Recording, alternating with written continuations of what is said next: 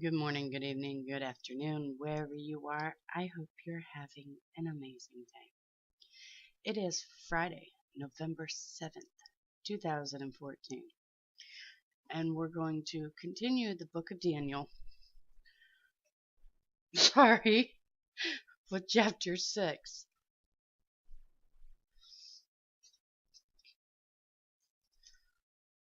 The book of Daniel, chapter 6. It pleased, it pleased Darius to set over the kingdom 120 princes, which should be over the whole kingdom. And over these 3 presidents, of whom Daniel was first. And the princes might give account unto them, and the king should have no damage. Then this Daniel was preferred above the presidents and the princes, because of his excellent spirit, because an excellent spirit was in him. And the king thought to set him over the whole realm. Then the presidents and the princes sought to find occasion against Daniel concerning the kingdom. But they could find none occasion nor fault, for as much as he was faithful, neither was there any error or fault found in him. Then said these men, We shall not find any occasion against this Daniel, except we find it against him concerning the law of his God. Then these presidents and princes assembled together to the king, and said thus unto him, King Darius, live forever.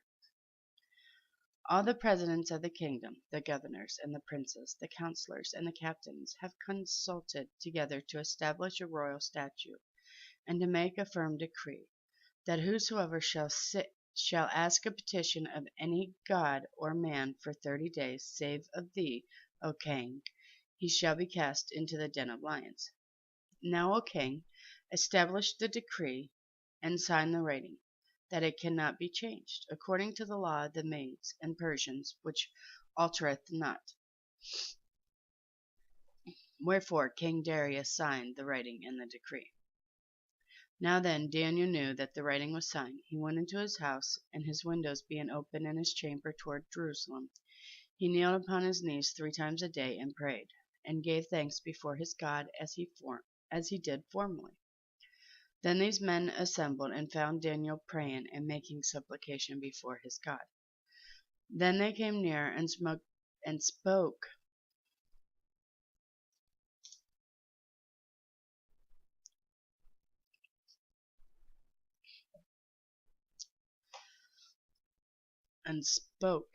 before the king concerning the king's decree. Hast thou not signed a decree that every man that shall ask a petition of any god or man within 30 days, save of thee, O king, shall be cast into the den of the lions? The king answered and said, The thing is true, according to the law of the Medes and Persians, which altereth not. And then answered they and said before the king, That Daniel, which is in the children of the captivity of Judah, regardeth not thee, O king, nor the decree that thou hast signed, but maketh his petition 3 times a day. Then the king, when he heard these words, was sore displeased with himself, and set his heart on Daniel to deliver him, and he laboureth till the going down of the sun to deliver him. Then these men assembled unto the king, and said unto the king, King, O king, that the law of the Medes and Persians is, that no decree nor statute which the king established may be changed. Then the king commanded, and they brought Daniel, and cast him into the den of lions. Now the king spoke and said unto Daniel, Thy God, whom thou servest continually, will deliver thee. And a stone was brought, and laid upon the mouth of the den, and the king sealed it with his own signet, and with the signet of his lords, and the purpose might not be changed concerning Daniel. Then the king went to his palace, and passed the night fasting. Neither were instruments of music brought before him, and his sleep went from him. Then the king arose very early in the morning, and went in haste into the den of lions. And when he came to the den, he cried with a lamented voice unto Daniel. And the king spoke and said to Daniel, O Daniel, servant of the living God is thy God, whom thou servest continually, able to deliver thee from the lions. Then said Daniel unto the king, O king, live forever. My God hath sent his angel, and hath shut the lions' mouth, that they have not hurt me, for as much as before him innocency was found in me, and also before thee, O king, have I done no hurt. Then was the king exceeding glad for him, and commanded that they should take Daniel up out of the den. So Daniel was taken out of the den, and no manner of hurt was found upon him, because he believed in his God.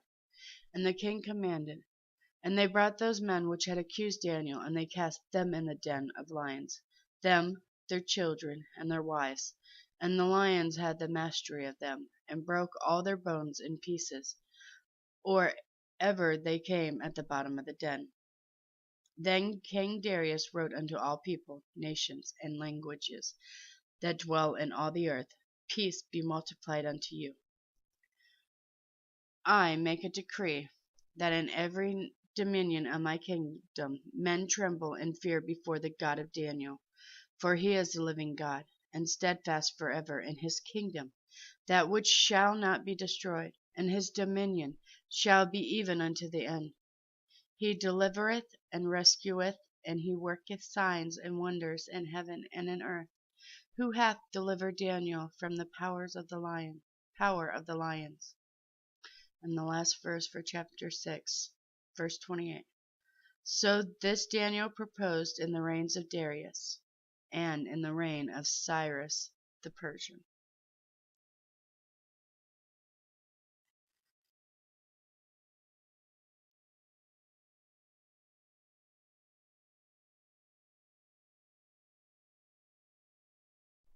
Sorry, I'm just pausing to reflect.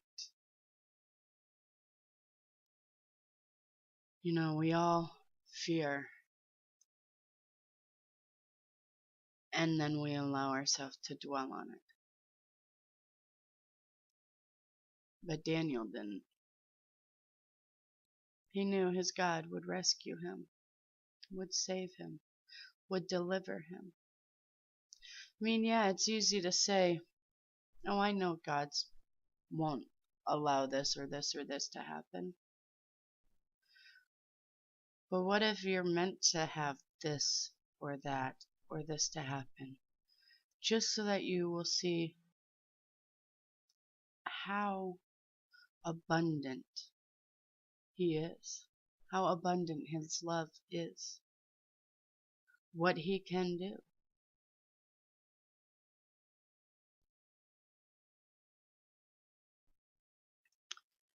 Just think of it. Look back in the past month. Look back to the last time you were on your knees begging.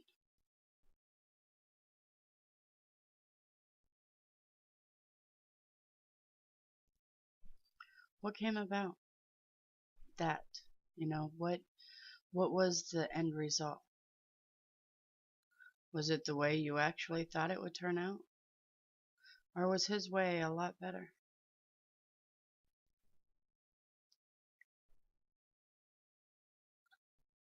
Sila. And that does conclude Daniel chapter 6. Peace be in you, my brothers and sisters. May the Lord have mercy on us all. And you see the little crazy one right here? See her? Right there. Crazy one. I love you guys so very, very much. God bless.